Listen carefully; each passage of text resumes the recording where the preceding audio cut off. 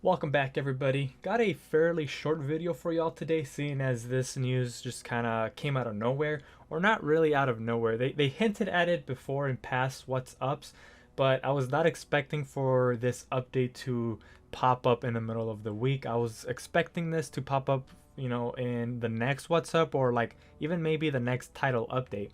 But it's fairly important, and it's actually two things that are going to change quite a significant amount, in my opinion.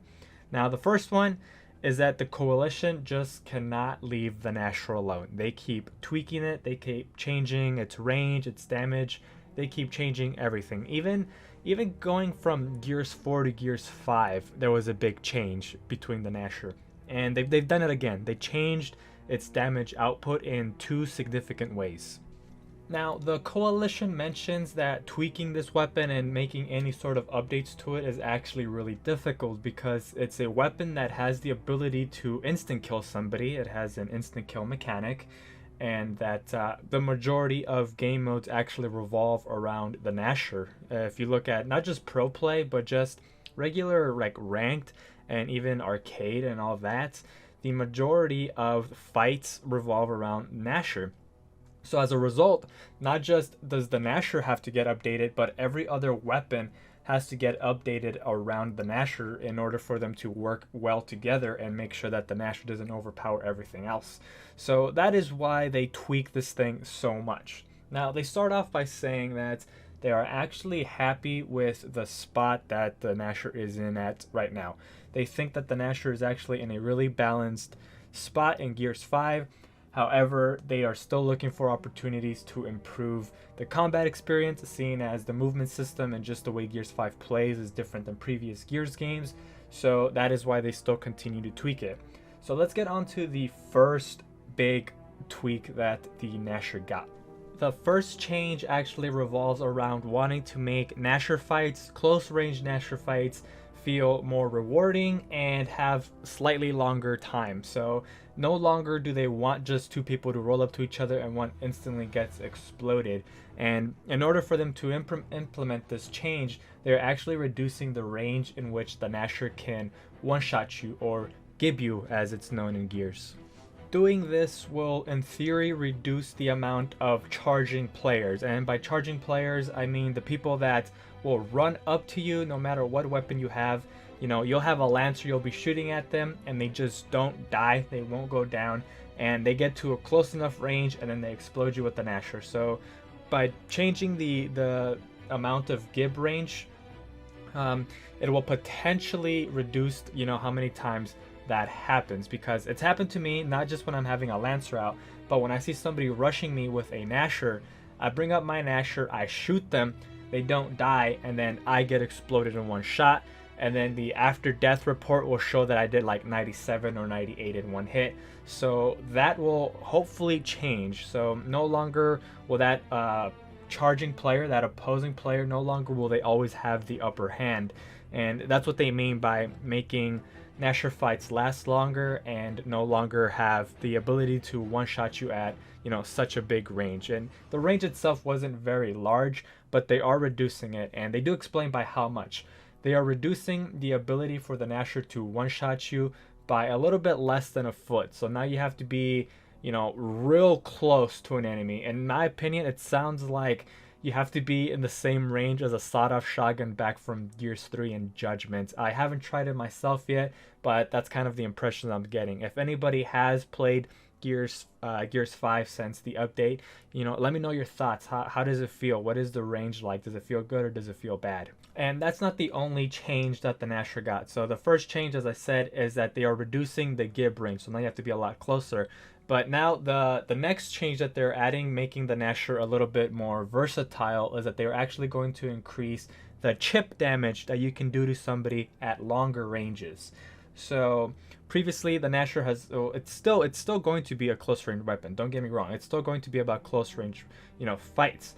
But what they're going to do is that now, instead of having to wait for your opponent to get a lot closer to you before you can start shooting them, you can actually shoot them a lot sooner and still do a significant amount of damage, which means that, again, going back to that charging player, if that charging player is running at you, Usually before you would have to wait till they got to a certain distance, and it kind of became a fight of who would hit the fire button first and who would get gibbed first. In this case though, you will be able to shoot them way sooner, meaning that by the time they get to you, if you can land a second solid shot, they should either go down or die instantly. And those are the two major changes that the Gnasher got. Now, the Coalition hopes that these updates will bring more time, depth, and strategy to close range fights, as well as act as an effective counter to Gnasher players that just rush you.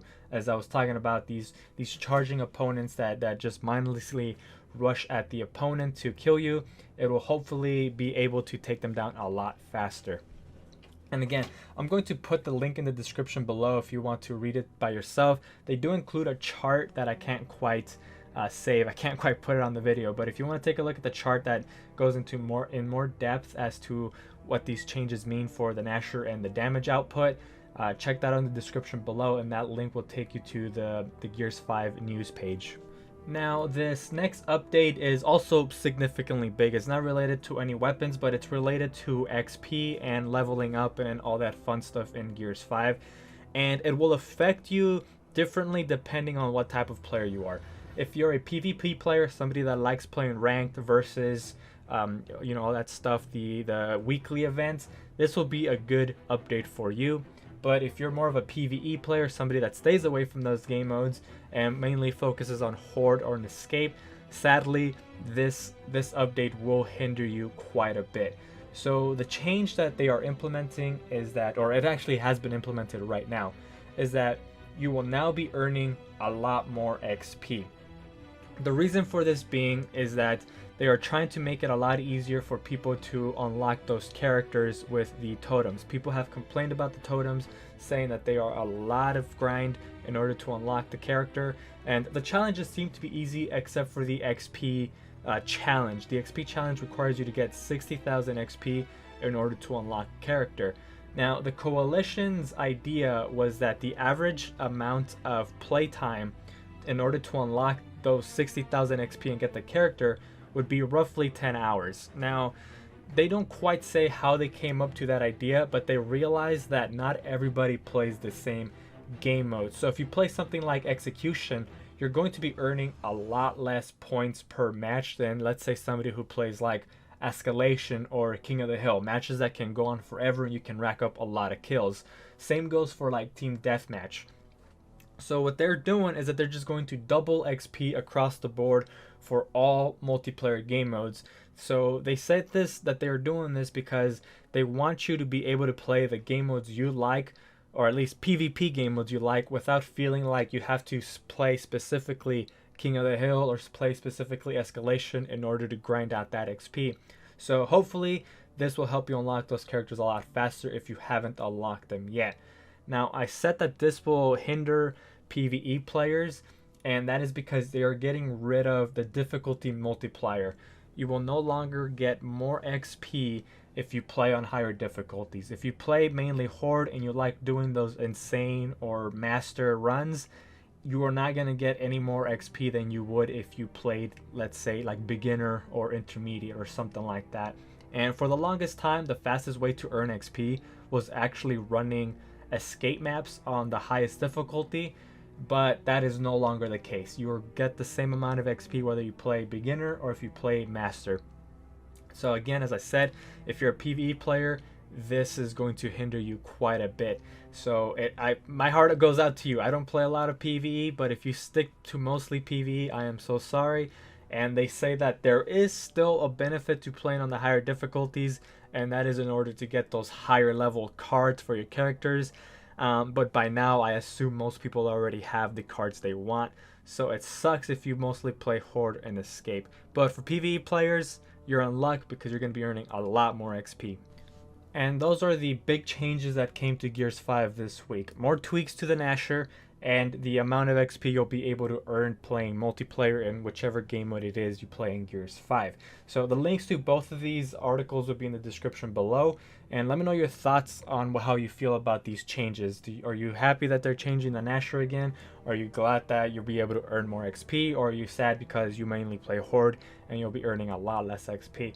Let me know in the comments below. And as always, if you enjoyed the video, please leave a like. If you haven't subscribed already, please do so. It really helps me out a lot. Follow me on Twitch if you haven't. I stream every day, Monday through Friday. And as always, hope you have a good one, and catch y'all next time.